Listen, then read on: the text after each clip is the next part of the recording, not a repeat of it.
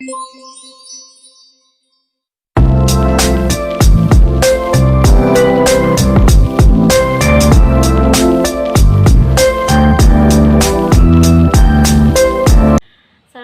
warahmatullahi wabarakatuh. Sebelum kita mempelajari ilmu kalam pada bab 8 ini, alangkah baiknya kita memahami apa pengertian ilmu kalam tersebut. Ilmu kalam merupakan salah satu ilmu yang membahas tentang dasar-dasar agama Islam, agar manusia tidak salah dalam memahami Islam secara menyeluruh, serta menjadi dasar untuk mengetahui perkembangan ilmu lainnya. Dengan itu, ilmu kalam menjadi hal yang cukup penting untuk dipelajari dalam zaman ini bagi mereka yang ingin memperdalam agama Islam. Banyak para ahli ilmu berpendapat mengenai pengertian ilmu kalam. Di antaranya adalah satu, menurut Al-Farabi. Menurut beliau, ilmu kalam adalah sebagian suatu ilmu yang membahas tentang ilmu ketuhanan, yaitu tauhid. Dua, menurut ilmu Khaldun. Menurut beliau, ilmu kalam merupakan ilmu yang berisi alasan-alasan untuk mempertahankan kepercayaan iman dengan menggunakan dalil-dalil dari para salaf dan ahli sunnah. Tiga, menurut Syekh Muhammad Abduh, ilmu kalam merupakan ilmu yang membahas tentang wujud Allah dan sifatnya. Selain itu juga membahas tentang risalahnya Nabi dan Rasul serta segala sesuatu yang berhubungan dengan mereka. 4. Menurut Mustafa Abdurrazik, ilmu kalam merupakan ilmu yang membahas akidah seseorang yang berasal dari argumen-argumen yang rasional. Baik, di sini saya akan melanjutkan materi yang selanjutnya, yaitu kemunculan ilmu kalam. Kemunculan ilmu kalam.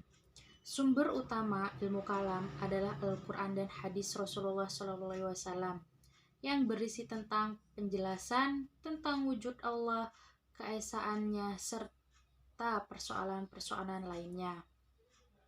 Banyak sumber yang menyebutkan bahwa munculnya ilmu kalam adalah berawal dari persoalan politik,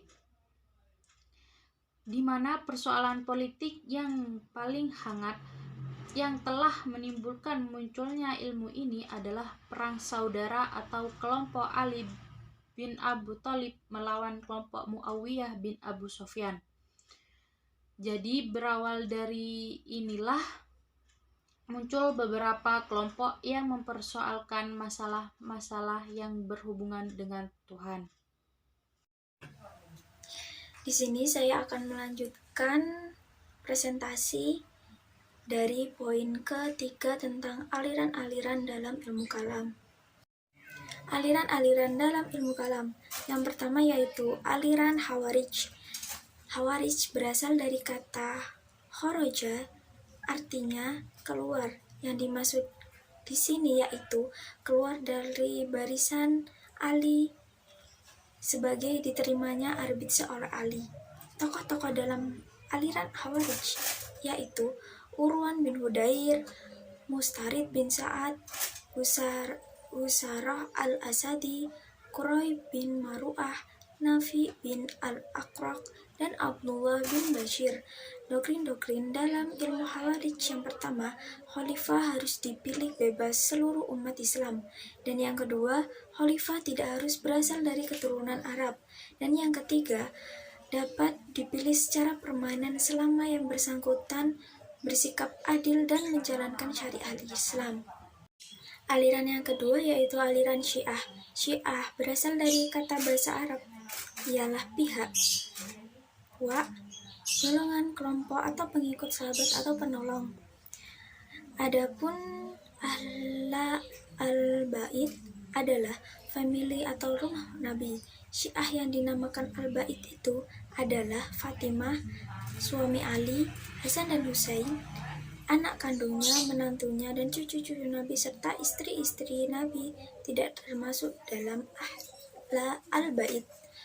Asal-usul Syiah dan berkembang Syiah sejak zaman Rasulullah serta Khalifah Abu Bakar dan Umar bin Khattab belum pernah ditemukan adanya satu golongan politik. Doktrin-doktrin Syiah yang pertama yaitu kepala negara diangkat dengan persetujuan rakyat melalui lembaga al-halli wa al-aqd. Yang kedua, kepala negara atau imam berkuasa seumur hidup. Dan yang ketiga, kepala negara atau imam sebagai pemegang kekuasaan agama dan politik berdasarkan petunjuk Allah dan wasiat Nabi. Dan yang terakhir, kepala negara memegang otoritas sangat tinggi pada masa tertentu. Yang ketiga yaitu aliran Jabariyah. Kata Jabariyah berasal dari kata jabara yang berarti memaksa dan mengharuskannya melaksanakannya sesuatu atau secara harfiah dalam lafadz al-jabr yang berarti paksaan.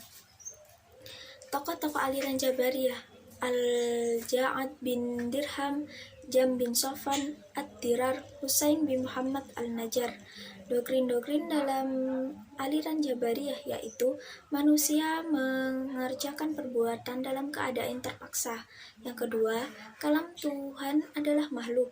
Dan yang ketiga, Tuhan tidak dapat dilihat di akhirat. Dan yang terakhir, surga neraka itu kekal. Tokoh-tokoh dalam aliran Qadariyah: yang pertama, Ma'bad al-Jauhari dan Ghailan al-Dimashqi. Doktrin-doktrin aliran Qadariyah: yang pertama, manusia memiliki kebebasan untuk menentukan tindakannya sendiri. Dan yang kedua, dalam memahami takdir aliran Qadariyah terlalu liberal. Dan yang ketiga, aliran Qadariyah mengukur keadilan Allah dengan barometer keadilan manusia. Dan yang terakhir, faham tidak percaya jika ada takdir dari Allah. Saya akan melanjutkan tentang aliran-aliran dalam ilmu kalam. Aliran yang kelima yaitu aliran Mu'tazilah. Kata Mu'tazilah berasal dari kata i'tazala dengan makna yang berarti menjauhkan atau memisahkan diri dari sesuatu berdasarkan peristiwa yang terjadi pada Wasil bin Atta dan Ammar bin Ubaid dengan Al-Hasan al-Basri. Dalam majelis pengajian Al-Hasan al-Basri muncul pertanyaan tentang orang-orang yang berdosa besar bukanlah orang mukmin dan juga bukanlah orang kafir, tetapi berada di antara dua posisi yang istilahnya al-manzilah bain al-manzilatan. Doktrin-doktrin aliran Mu'tazilah: A.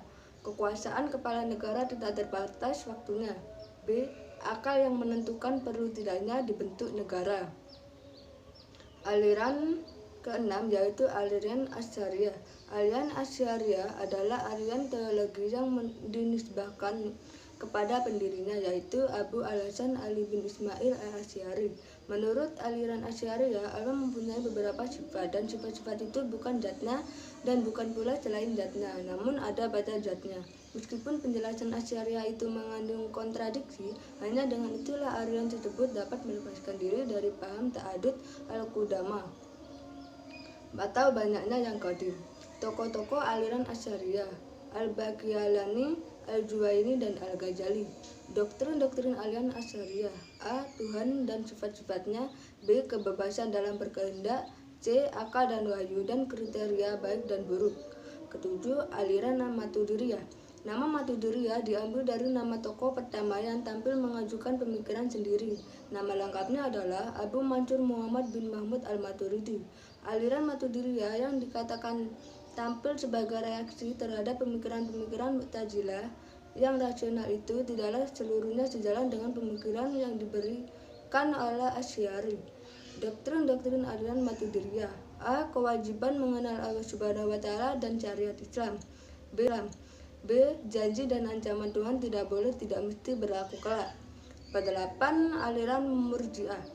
Pengertian Murji'ah sendiri berasal dari kata arja'a, yaitu menunda ataupun menangguhkan atau juga penangguhan keputusan atas perbuatan seseorang sampai di pengadilan Allah kelak. Jadi mereka tak mengkafirkan seorang muslim yang berdosa besar, sebab yang berhak menjatuhkan hukuman terhadap seorang pelaku dosa hanyalah Allah Subhanahu wa Ta'ala. Sehingga orang muslim sekalipun berdosa besar dalam kelompok ini tetap diakui sebagai muslim dan mempunyai harapan dan kesempatan untuk bertobat. Doktrin-doktrin aliran Murji'ah: A. Orang Islam yang percaya kepada Tuhan dan kemudian menyatakan kekufuran secara lisan tidaklah menjadi kafir, karena kufur dan iman letaknya di hati.